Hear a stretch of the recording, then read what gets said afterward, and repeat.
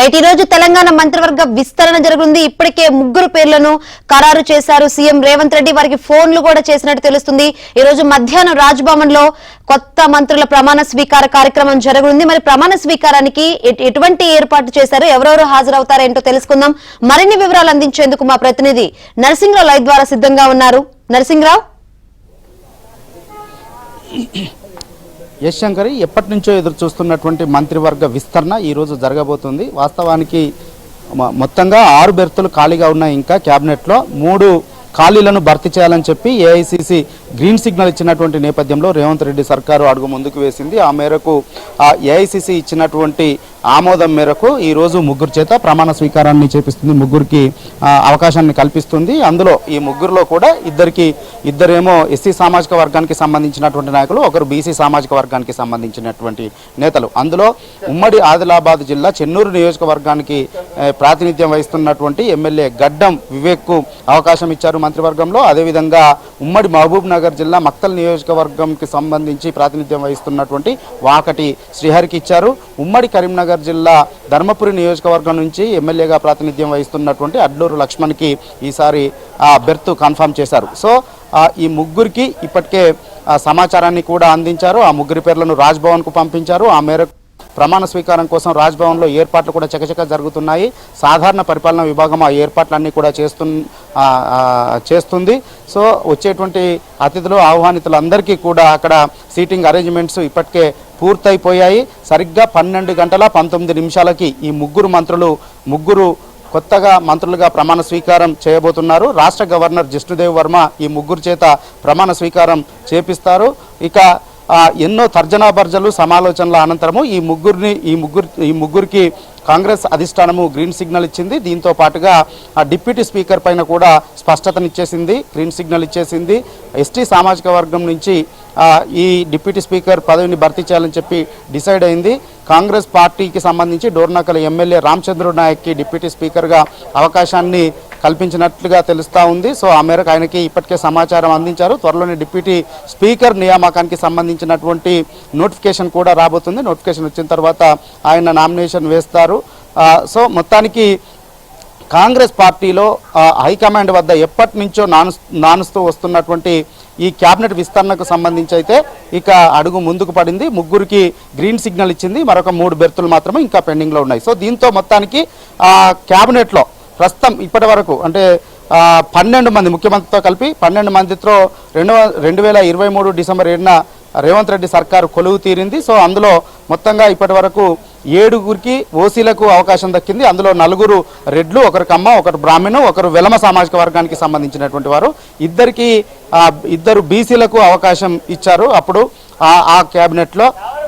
అదేవిధంగా ఒక ఎస్టీకి అవకాశం కల్పించారు, 2 ఎస్సీలకు అవకాశం కల్పించారు. సో ఇప్పుడు మళ్ళీ క్యాబినెట్ విస్తరణలో ముగ్గురికి అవకాశం కల్పించారు. అందులో 2 ఎస్సీ సామాజిక వర్గానికి సంబంధించినటువంటి నాయకులు, ఒకరు బీసీ సామాజిక వర్గానికి సంబంధించినటువంటి నేతలు. దీంతో మొత్తంగా క్యాబినెట్లో 4 ఎస్సీలకు అవకాశం దక్కినట్లయింది, 3 బీసీలకు అవకాశం దక్కినట్లయింది.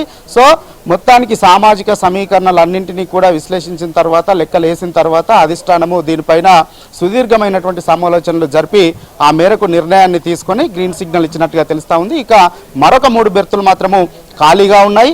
ఆ 3 బెర్తుల్ని కూడా త్వరలోనే భర్తీ చేసేటువంటి అవకాశం ఉన్నట్లుగా తెలుస్తూ ఉంది. వాస్తవానికి 6 స్థానాలని కూడా భర్తీ చేస్తారనేటువంటి చర్చ విస్తృతంగా జరిగింది.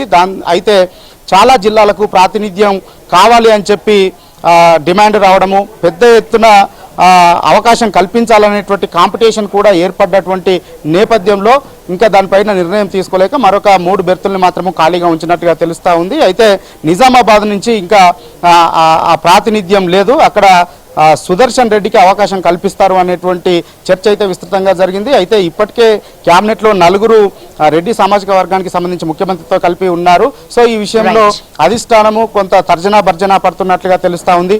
మరొక వైపు హైదరాబాదు, రంగారెడ్డి జిల్లాకు అవకాశం కల్పించాలని చెప్పి కూడా పెద్ద ఎత్తున కాంగ్రెస్ పార్టీ నుంచి డిమాండ్లు వస్తూ ఉన్నాయి. సో ఈ నేపథ్యంలో కూడా దీనిపైన కూడా ఎటు తేల్చుకోలేకపోతుంది.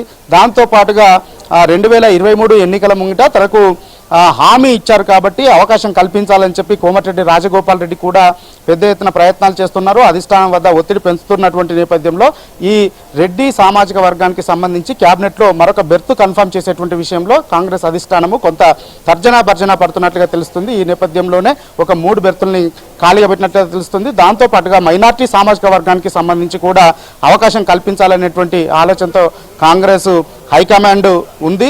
సో వీటన్నింటిపైన ఒక కంక్లూజన్కి వచ్చిన తర్వాత మిగిలిన 3 బెర్తుల్ని కూడా భర్తీ చేసేటువంటి అవకాశం ఉందని చెప్పి కాంగ్రెస్ పార్టీ వర్గాల్లో చర్చ అయితే విస్తృతంగా జరుగుతుంది. ఇక ఇప్పుడు ఇచ్చినటువంటి కాంగ్రెస్ నాయకులు ఎవరైతే ఉన్నారో కొత్తగా మంత్రివర్గంలో అవకాశం కల్పించినటువంటి నేతలు మొదటి నుంచి కూడా కాంగ్రెస్ పార్టీలో పనిచేస్తున్నటువంటి వారి నాయకులుగా వారి కుటుంబాలకి కాంగ్రెస్ పార్టీతో సుదీర్ఘ అనుబంధం ఉన్నటువంటి చరిత్ర ఉంది. సో అందులో ప్రధానంగా ఇప్పుడు వాకిటి శ్రీహర్ చూసుకుంటే మక్తల్ నియోజకవర్గం నుంచి ప్రస్తుతము ఆయన ప్రాతినిధ్యం వహిస్తూ ఉన్నారు. ఆయన గతంలో 2001లో సర్పంచ్గా అంటే అంచెలంచెలుగా కాంగ్రెస్ పార్టీలో ఎదుగుతూ వచ్చారు. కాంగ్రెస్ పార్టీ నుంచి ఆయన సర్పంచ్గా పనిచేశారు. 2001 నుంచి 6 వరకు సర్పంచ్గా పనిచేశారు. ఆ తర్వాత 2014లో జెడ్పీటీసీగా పనిచేశారు. పార్టీలో కూడా జిల్లా కార్యదర్శిగా పనిచేశారు. జిల్లా అధ్యక్షునిగా కాంగ్రెస్ పార్టీ జిల్లా అధ్యక్షునిగా డీసీసీ ప్రెసిడెంట్గా కూడా పనిచేశారు. సో కాంగ్రెస్ పార్టీకి ఆయనకి సుదీర్ఘమైనటువంటి అనుభవం ఉంది.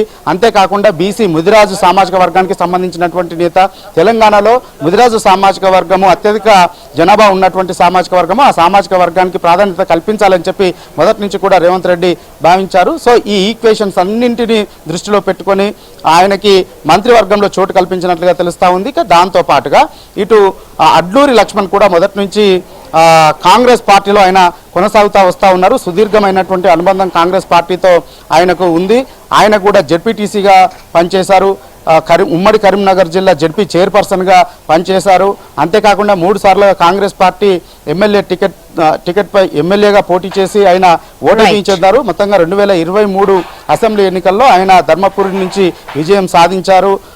సో సుదీర్ఘమైనటువంటి అనుబంధం కాంగ్రెస్ పార్టీతో ఉన్నటువంటి నేపథ్యంలో ఆయనకి ఎస్సీ మాదిగ సామాజిక వర్గం నుంచి ఆయనకి అవకాశాన్ని అధిష్టానం కల్పించింది. ఇక చెన్నూరు నుంచి ప్రాతినిధ్యం వహిస్తున్నటువంటి వివేక్ కుటుంబానికి కూడా కాంగ్రెస్ పార్టీతో సుదీర్ఘమైనటువంటి అనుబంధం ఉంది. ఆయన తండ్రి వెంకట కాక చాలా సుదీర్ఘంగా కాంగ్రెస్ పార్టీలో పనిచేశారు. ఆయన కాంగ్రెస్ పార్టీలో 3 సార్లు ఎమ్మెల్యేగా 7 సార్లు ఎంపీగా కొనసాగారు. వెంకటస్వామి కూడా కాంగ్రెస్ పార్టీ నుంచి ఎంపీగా గెలుపొందారు. ఇప్పుడు ఎమ్మెల్యేగా గెలుపొందారు. సో ఈ నేపథ్యంలో ఆయనకి మంత్రివర్గంలోకి చోటు కల్పించినట్లుగా తెలుస్తూ ఉంది. సో మొత్తానికి అన్ని సామాజిక సమీకరణలు దృష్టిలో పెట్టుకొని లెక్కలు వేసుకున్న తర్వాత కాంగ్రెస్ పార్టీ అధిష్టానము ఈ మంత్రివర్గ విస్తరణలో 2 ఎస్సీలకు 1 బీసీకి అవకాశం కల్పిస్తూ గ్రీన్ సిగ్నల్ ఇచ్చినటువంటి నేపథ్యంలో రేవంత్ రెడ్డి సర్కారు ఆ మేరకు నిర్ణయం తీసుకొని ఈరోజు ముగ్గురికి అవకాశం కల్పించింది. ఆ మేరకు జాబితాను కూడా రాజ్భవన్కు పంపించింది. ఈరోజు 12:19 కొత్త మంత్రులు 3 కూడా ప్రమాణ స్వీకారం చేయబోతున్నారు. కొత్తగా 3 మంత్రులుగా. Right, thank you.